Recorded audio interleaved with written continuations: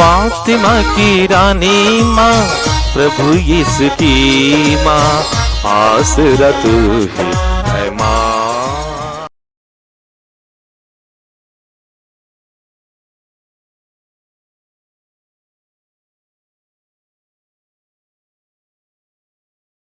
पहला पाठ तोबित का ग्रंथ, अध्याय 3, पद संख्याएं 1 से 11, 16 से 17 तक।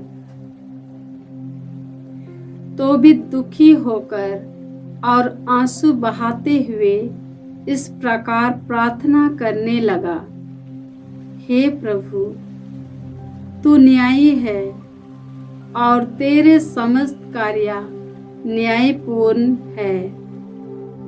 तेरे सभी मार्ग दया और सच्चाई है। तेरे निर्णय सही है। हे प्रभु, मुझे याद कर, मुझे मेरे पापों का दंड ना दे। मेरे और मेरे पूर्वजों के अपराध भुला दे। हम लोगों ने तेरी आज्ञाओं का पालन नहीं किया, इसलिए हम लूट, निर्वासन एवं मृत्यु के शिकार बन गए। और जिन राष्ट्रों में तूने हमें बिखेर दिया, वहां हम अपमानित हुए हैं। हे प्रभु, तेरा दंड सही है, क्योंकि हमने तेरी आज्ञाओं का पालन नहीं किया और हम तेरे प्रति ईमानदार नहीं रहे। इसलिए हे प्रभु, तेरी जैसी इच्छा हो, मेरे साथ वैसा ही व्यवहार कर। मुझे उठा लेने की कृपा कर, क्योंकि जीवन की अपेक्षा मरण मेरे लिए कहीं अच्छा है। उसी दिन मेदिया के एक बतना नामक नगर में रागुएल की पुत्री सारा को भी अपने पिता की एक नौकरानी की फटकार सुननी पड़ी। सारा का विवाह 7 बार हो चुका था।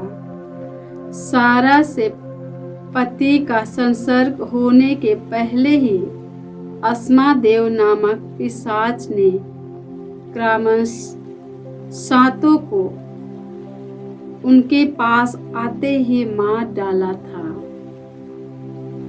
इसलिए जब सारा ने किसी दोष के कारण नौकरानी को डांटा, तो उसने उत्तर दिया, पतियों की हत्यारिन, अच्छा हो कि हम तेरे पुत्र या तेरी पुत्री को कभी नहीं देखें। क्या तू उसी तरह मेरी भी हत्या करना चाहती है, जिस तरह तूने अब तक 7 पतियों की हत्या कर दी है?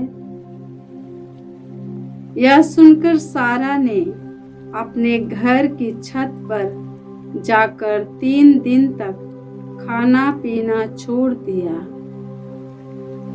वह प्रार्थना करती रही और आंसू बहाते हुए अनुनय विनय करती रही कि ईश्वर वह कलंक उससे दूर करे। महिमामय सर्वोच्च ईश्वर ने एक ही समय तोबित तथा सारा दोनों की प्रार्थना सुनी।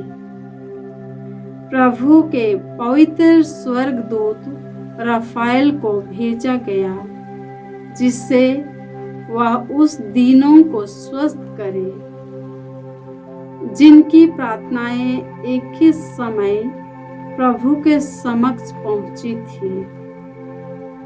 प्रभु की वाणी। ईश्वर को धन्यवाद। वचन अनुवाक्य। हे प्रभु, मेरी आत्मा तुझे पुकारती है। हे प्रभु, मेरी आत्मा तुझे पुकारती है। मैं तुझ पर भरोसा रखता हूँ, मुझे निराश ना होने दे। मेरे शत्रु मेरा उपहास ना करने पाए। जो तुझ पर भरोसा रखते हैं वे कभी निराश नहीं होते। जो तेरा विश्वासघात करते हैं वे ही निराश हो जाते हैं। अनुवाक्या। हे प्रभु, मेरी आत्मा तुझे पुकारती है।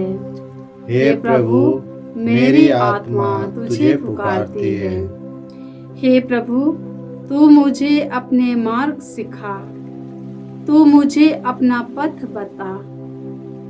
मुझे अपने सच्चाई के मार्ग पर ले चल और मुझे शिक्षा देने की कृपा कर, क्योंकि तू ही मेरा ईश्वर और मुक्तिदाता है। अनुवाक्या।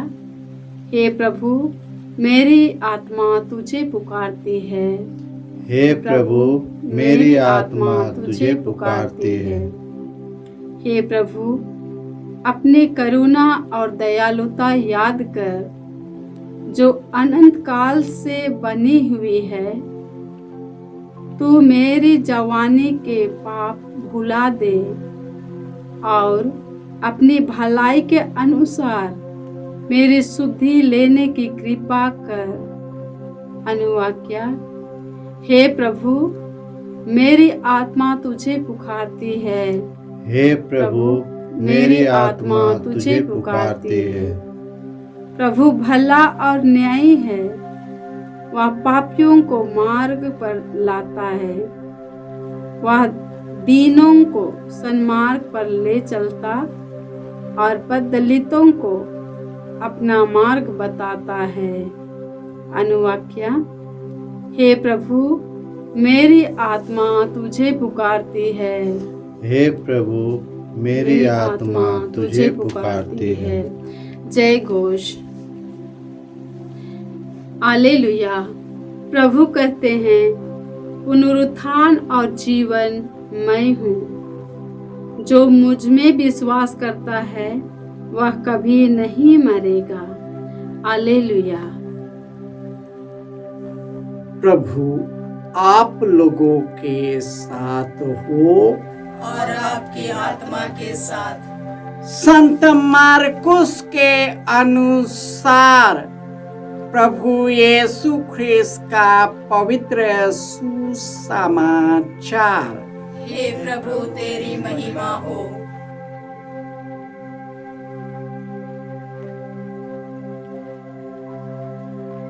अध्याय 12 पद संख्याएं 18 से 27। सदूकी यीशु के पास आए।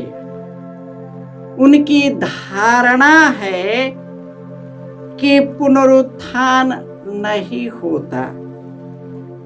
उन्होंने यीशु के सामने यह प्रश्न रखा, गुरुवर, मूसा ने हमारे लिए यह नियम बनाया है, यदि किसी का भाई अपनी पत्नी के रहते निःसंतान मर जाए तो वह उसकी विधवा को ब्याह कर अपने भाई के लिए संतान उत्पन्न करे।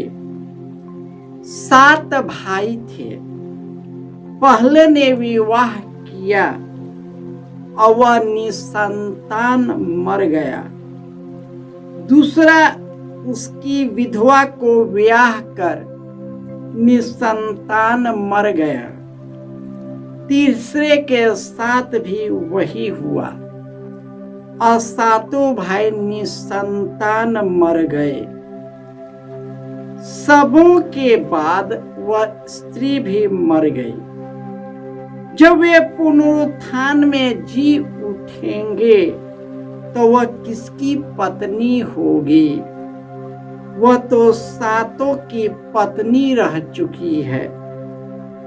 यीशु ने उन्हें उत्तर दिया, कहीं तुम लोग इसलिए तो भ्रम में नहीं पड़े हो कि न तो तुम धर्म ग्रंथ जानते हो और न ईश्वर के सामर्थ्य। क्योंकि जब वे मृतकों में से जी उठेंगे तब न तो पुरुष विवाह करेंगे और न स्त्रियां विवाह में दी जाएंगी, बल्कि वे स्वर्गदूतों के सदृश हो जाएंगे। जहां तक पुनरुत्थान का प्रश्न है, क्या तुम लोगों ने मूसा के ग्रंथ में झाड़ी की कथा में यह नहीं पढ़ा कि ईश्वर ने मूसा से कहा है, मैं इब्राहिम का ईश्वर, इसहाक का ईश्वर और याकूब का ईश्वर हूँ। वह मृतकों का नहीं, जीवितों का ईश्वर है। यह तुम लोगों का भारी भ्रम है। यह प्रभु का सुसमाचार है। हे क्रिस्त तेरी स्तुति हो। ख्रिस्त में प्यारे भाइयों और बहनों, जो ईश्वर पर भरोसा करते हैं वे कभी निराश नहीं होते। निराश वे होते हैं जो अकारण ईश्वर को त्याग देते हैं। प्रभु भला और सच्चा है, वह न्याय प्रिय है। वह पापियों को मार्ग में लाता है, दीनों को सन्मार्ग पर ले चलता और पद दलितों का उसका मार्ग की शिक्षा देता है। और जो उस मार्ग पर चलता है वह सदा सर्वदा बना रहता है। तोबित के ग्रंथ में हम देखते हैं कि उस पर दुखों का पहाड़ टूट पड़ा। राजा के कारण वह बहिष्कृत हो गया। उसके खौफ उस पर बना रहा। उसके पीछे लोग पड़े रहते थे और अंत में जब वह पेड़ के नीचे बैठा था, पक्षी का लीद उसके आंख में पड़ गया, वह अंधा हो गया। सभी उनको फटकारने लगे कि यह उपकार करता है, लेकिन ईश्वर इतना निर्दयी है कि इसकी सुध नहीं लेता।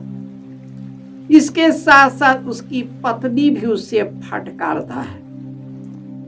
और इस प्रकार लोग भी हमें फटकारते हैं और लोग भी हम पर विश्वास नहीं करते।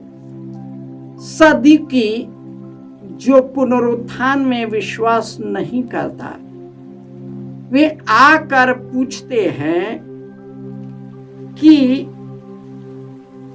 किसी भाई ने अपनी पत्नी से विवाह किया और वह निसंतान मर गया। इस प्रकार उनके सातों भाइयों ने उससे विवाह किया और निसंतान मर गया। तो पुनरुत्थान के समय वह किसकी पत्नी होगी? यह इसलिए होता है कि हम इस दुनिया के निस्सार जीवन जीते हैं। इसी दुनिया को सब कुछ मान बैठते हैं और इसी दुनिया के रूप में स्वर्गीय दुनिया का वर्णन करते हैं। जो आनंद ईश्वर देता है इस दुनिया के आनंद से परे है। वह आनंद निरंतर और अनंत काल तक बना रहता है। यही कारण है कि कई लोग ईश्वर के नाम पर, यीशु के नाम पर शहीद हो गए, क्योंकि ये अल्पकालीन दुनिया के निसार संसार को त्याग दिया और ईश्वर के गहरे प्रेम को स्वीकार किया, क्योंकि वे जानते थे कि जो इन निसार संसार को प्यार करता है वह उसकी जिंदगी इस निसार संसार तक सीमित रहता है। वह इसी निसंसार की सीमा में रहकर सब कुछ को देखता है, यहाँ तक कि उनका विश्वास भी इस निसार संसार की सीमा तक सीमित रहती है। यही कारण है कि मनुष्य दुखी है। सब कुछ रहते हुए भी वह दुखी है, परेशान है। प्रभु यीशु को बहुत दुख उठाना पड़ा, विद्रोहियों का सामना करना पड़ा और तोबित को भी ईश्वर के नाम पर बहुत दुख उठाना पड़ा। इस दुनिया में सुख और दुख बना रहता है, लेकिन जो ईश्वर से जुड़ा रहता है वह ईश्वर के पथ पर चलता है, क्योंकि उसका नियम सर्वोत्तम है। वह हमारे जीवन को सुदृढ़ बनाता है और अनंत जीवन से भर देता है। तो हम निर्भय होकर इस पाप के दुनिया का सामना करने के लिए ईश्वर से निरंतर जुड़े रहे। वह एक ही माध्यम है, प्रार्थना, त्याग और तपस्या। इसी के द्वारा इस निसंसार से हम लड़ सकते हैं। हम इस पापी शरीर से लड़ सकते हैं और हम अपनी आत्मा को शुद्ध कर सकते हैं। हमारी जिंदगी यीशु के जैसे निर्मल हो जाता है, क्योंकि पवित्र आत्मा जिसे यीशु ने देने की वादा किया है वह निरंतर कार्य करता है। जब उनके मार्ग पर चलते हैं, यीशु को प्यार करते हैं और पिता ईश्वर के बनाई आज्ञाओं को मानते हैं। जय यीशु।